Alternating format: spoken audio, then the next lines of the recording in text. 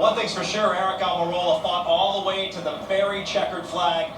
Came up just a little bit short, though. 17 points short of the chase. Your thoughts right now? Disappointed, for sure. I drove my heart out tonight, all year long, really. I feel like we've certainly overachieved this year. Our cars just haven't had the speed, and we've managed a way to get good results. And really proud of this race team. Really proud of all of our partners: Smithfield Foods, STP, Air Force, Ford Motor Company. Everybody's done so much to support us, and to come up short, it hurts. We were in it last year, and we got a taste of what it was like to be in the chase. And this race team's a great race team, and we wanted another shot at it, and we just came up short. So just wasn't meant to be.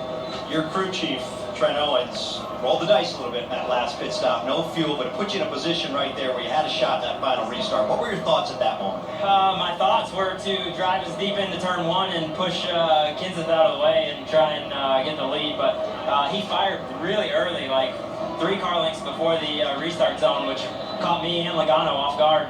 And he just got a really good jump, and I wasn't able to get to him. I wasn't fast enough to beat those guys anyway, but I was certainly going to give it a shot, and I wouldn't have been afraid to put the chrome horn to him. Eric Almirola, disappointed with not making the chase, but shows a lot of class. Thanks this team over the radio as the checkered flag. Another driver that was trying to win his way into the chase was Kyle Larson. He's with Dave Burns. Kyle Larson knew it would take a win tonight for the 42 team. It wasn't quite there, Kyle. How was your night all together? Yeah, I mean, we ran about where we typically do here at Richmond, which is right around the top 10. I was able to drive up to 5th at one point and kind of hold that for a while, which I thought was good. But I just wasn't very good throughout a run, but especially the long runs.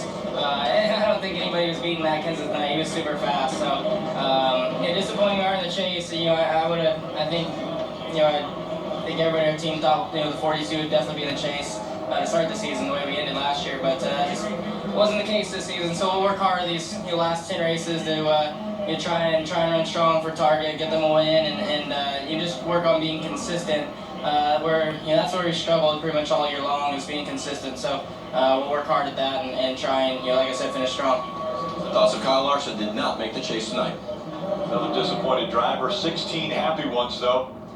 And this will be the points as they reset to 2,000, and if you've won a race, you get 3 bonus points for each win. That happens only in this round. Once they've gone to 3 races, the 4 cars lowest in points will be eliminated as we move on to the next round. If you win, you automatically advance into the next round. That's better than 3 bonus points, Rick.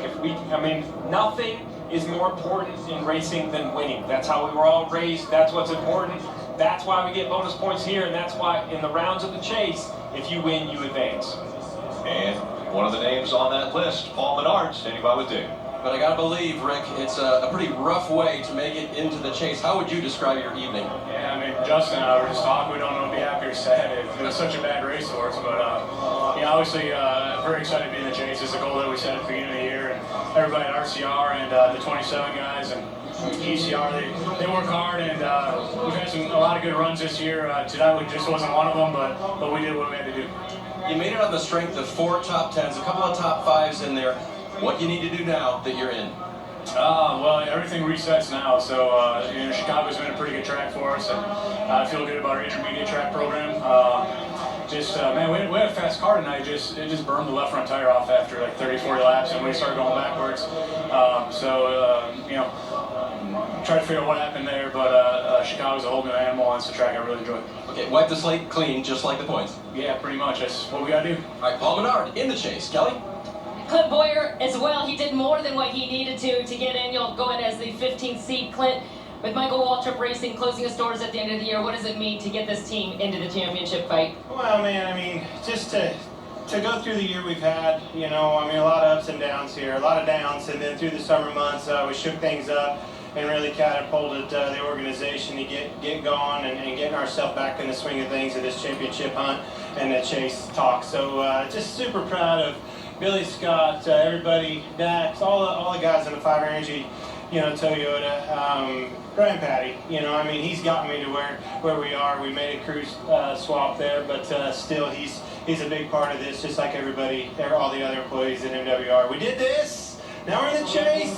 Pressure's off. Go Cat, go. Let's go have some fun. All right, Clint Boyer deserves it. Top 10 finish for him tonight, Rick. And of course, Clint Boyer with a smile because he's in the chase, but another driver that missed out on making it into the chase, Casey Kane. Moments ago, Marty Snyder caught up with him. Well, for Casey Kane, this is a tough one. You don't make it in. And let's first of all just walk through your night and kind of how the race went for you, Casey. Well, I can take off all right on restart, so you go for a little bit, and then I just get so tight with the front. Wouldn't turn, and I was having a couple other issues with brakes and stuff, but we tried to kind of fight through there. We got a lap down, and then once we didn't get the lucky dog, we were in position for a while, and we were too far back. We ended up 2 laps down. Matt was really good. Ken said, those guys are fast. What are the couple of things that you want to work on in the next 10 races, Casey, to get better for next year? I think the main thing for me is just figuring out how to get a car to turn again.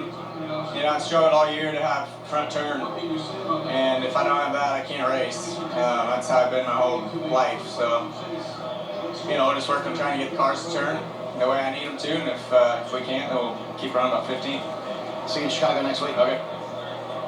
A dejected Casey King. Next week, the playoffs start on NBCSN. The chase for the Sprint Cup starts with the myafibrisk.com 400 next Sunday at 1:30 p.m. Eastern. Saturday, Xfinity Series racing from Chicago. That starts at 5:30. Coming up next, right here in Richmond, it's Chris Devota, Kyle Petty, and Dale Jarrett. And, of course, the post-race party with Rutledge. That's right, Rick. The celebration continues. We actually have 2 celebrations. One is going on behind us in Victory Lane, and very soon the real party happens right there. The post-party stage is a massive undertaking by J. Howard Enterprises. It will soon be set up. The fans will be let down from the stands, and our Rutledge Wood will start the party. But here in Victory Lane, yes, there is a party going on for Matt Kenseth and his team directly behind us. Team taking photos, Kyle Petty and Dale Jarrett. Let's talk about what Matt Kenseth did tonight. Simply put, he dominated. Yeah, I think we heard it in all the post-race interviews. I did this, I did that, but nobody was going to catch Matt Kenseth. This was Matt Kenseth's night. And I think everybody realized it from the time they dropped the green flag that he was the guy, and unless something happened, that he was untouchable. That's just a Saturday night short track whipping that Matt Kenseth just put on the best drivers in stock cars, and that was just incredible. But we've kind of been seeing this coming on the entire organization, but in particular Matt Kenseth and this team. At the beginning of the year, I wouldn't have told you that they would have 4 victories at this point in time, but they have certainly stepped their game up and put their name up there towards the top of the favorites as we go to Chicago. And 4 wins at 4 different types of tracks, so yeah, they have to be one to contend with. Technically, they are the 3rd seed going in, but they are one of 3 drivers with 4 wins. Marty Snyder is standing by with another one who happens to be the #1 seed. Well, Jimmy Johnson finishes 9th tonight. And what happened on those last couple of runs for you, Jimmy? We just got tight in the center and started dropping. The longer the run went, the car would start to loosen up, and I could kind of hold my own, maybe have a chance to get a spot or 2 back. But with less than 100 to go and then 18 to go that last one, there wasn't a long run in sight, and we had a little trouble with some traffic with those guys over the wave rounds, and 17, where he was going, that cost me a spot with the 2 car. But we worked our way up to 3rd, and 3rd, 4th-ish, and we're running real good, and just faded a little there at the end. Everyone wants to talk about the speed you guys have had the last few months and what might be missing. Is there a switch to be flipped with a 48 team, and how concerned are you about that? Man, we're flipping anything we can find. We haven't had the pace that we wanted as a group, certainly for the 48. When I look at the summer stretch, summers have always been tough on the 48 car. We're getting ready to go to a lot of tracks that are the bread and butter for our race team. So hopefully we can get things dialed in and get going. We know we have the equipment. It's just a matter of putting the mousetrap together the right way. And I think our team's really bonded, united, and ready to go racing. So hopefully this low Chevy is where it needs to be. And I think those 10 chase tracks work out pretty well for you, don't they? They're probably your 10 best racetracks. Yeah, they're really good for me. And so again, the summer's always been tough, and we try to have strong summers, but it usually leads to a lot of frustration. And 2015 was a frustrating summer. Congratulations on being in. Yeah. And taking a look at the chase grid, here are the scenes as the champagne is flying here in Victory Lane. Jimmy Johnson, the #1 seed, Kyle Busch and Matt Kenseth, all wins. There you see Kevin Harvick, Dale Earnhardt Jr., Kurt Busch, Carl Edwards, Brad Keselowski, Martin Truex, and the list continues. Clint Boyer, Paul Menard, Ryan Newman, Jeff Gordon, all making it in tonight. Mike Massaro was with another of our chase drivers. Well, there's no question that it was uncomfortable inside the race car for Denny Hamlin, yet he persevered, finishing 6th tonight.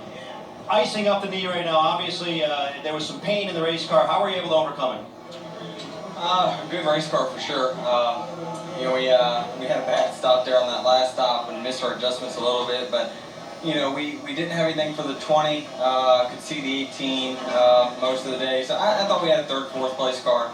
Ended up 6th. I hated we ended our streak of top 5 finishes there, but overall very proud of this FedEx Express team.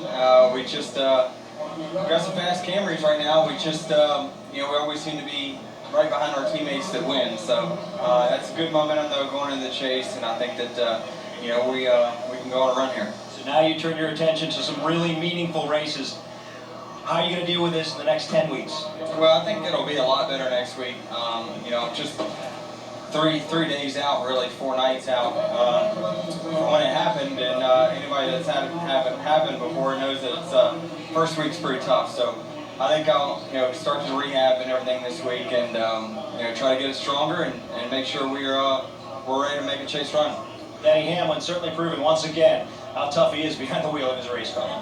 Absolutely, Mike. And if you could have seen our camera here in Victory Lane, we were ducking and covering with everything we had as Matt Kenseth sprayed champagne. He just came over and got you good, Kyle. Yeah, he said send our cleaning bills to those guys To over there. Joe Gibbs Racing, it will be done as the post-race party setup continues. When we come back, you will hear from Jeff Gordon and Martin Truex here in Richmond.